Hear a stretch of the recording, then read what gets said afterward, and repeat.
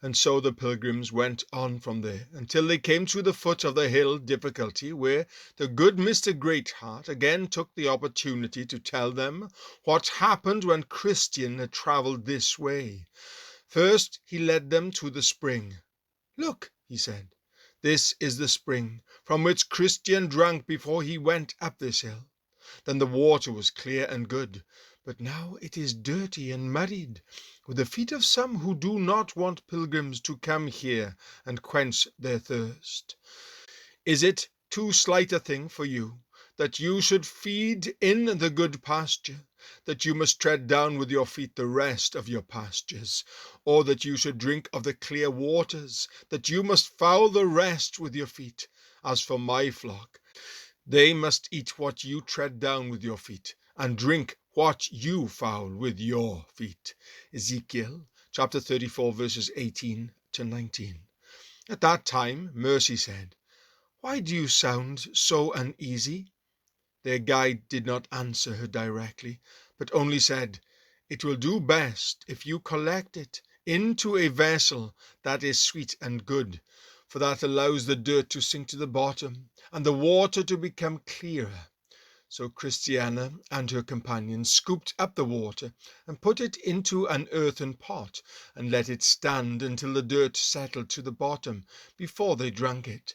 Next, Greatheart showed them the two byways located at the foot of the hill, the very byways where formality and hypocrisy lost themselves. He said, "These are dangerous paths. Two men who were here when Christian came by chose to follow those paths, and even though they have since been blocked off with chains, posts, and a ditch, there are still those who will choose to venture here rather than to put forth the effort required to go up this hill." Christiana said, "The way of the treacherous is hard." Proverbs chapter 13, verse 15. It is a wonder anyone can get into these ways without danger of breaking their necks.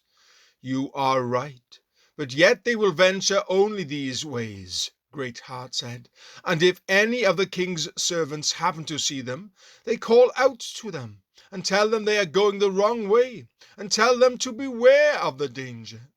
But they answer with reproachful words and say such things as, 'The message that you have spoken to us in the name of the Lord, we are not going to listen to you, but rather we will certainly carry out every word that has proceeded from our mouths.' Jeremiah chapter 44, verses 16 to 17. Now, if you look a little further, you can see these ways have been made secure in an effort to warn travelers, not only by these posts, the ditch, and chains, but also by being barricaded. Yet even with all this, some still choose to go there. Christiana shook her head sadly. They are idle and hate putting forth the effort needed to climb the hill. So as a result, they get what is written: "The way of the lazy is as a hedge of thorns." Proverbs chapter 15, verse 19. They choose rather to walk into a trap than to go up this hill in order to follow the rest of the path to the celestial city.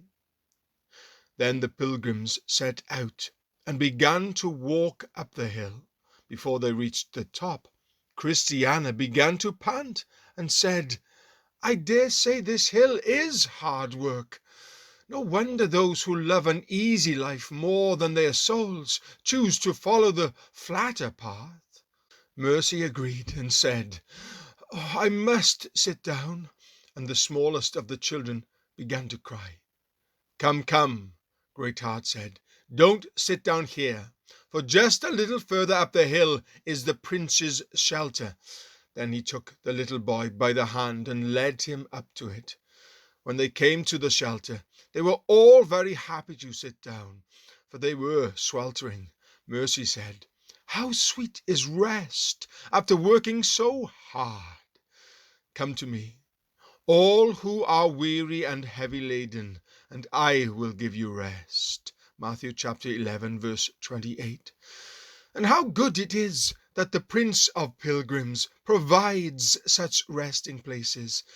I've heard a lot about this shelter, but I've never seen it before. Be careful not to fall asleep, though, for I heard that it cost poor Christian dearly." Then Great Heart said to the little ones, "Come on, boys. How are you doing? What do you think of going on pilgrimage now?" The youngest, named James, said, "Sir, I was almost ready to give up, so I thank you for lending me a hand when I needed it. It reminds me of what my mother told me, that the way to heaven is like a ladder, and the way to hell is like the downward slope of a hill." He looked up at Great Heart and said, "But I'd rather go up the ladder to life than down the hill to death." Mercy said, "The proverb says, 'To go down the hill is easy.'" James added, "The day is coming when, in my opinion, going down the hill will be the hardest of all." "That's a good boy," Great Heart said. "You have given Mercy a right answer." Mercy smiled, and the little boy blushed.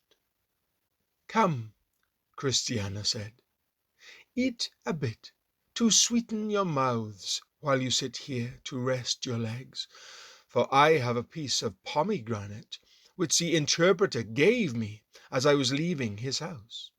He also gave me a piece of honeycomb and a little bottle of spirits. I thought he gave you something when I saw him call you aside," Mercy said. "Yes, so he did," Mercy nodded. "It's just like I said before we left home. You will share in all the good I have, because you so willingly agreed to become my companion." Then she shared the food with Mercy and the boys, and they ate. Christiana said to Great Heart, "Sir, will you join us and have something to eat?" But he answered, "You go ahead and eat it, for you are going on pilgrimage, but as your conductor, I shall return home. What you have to eat may do you much good, while at home I can eat the same every day."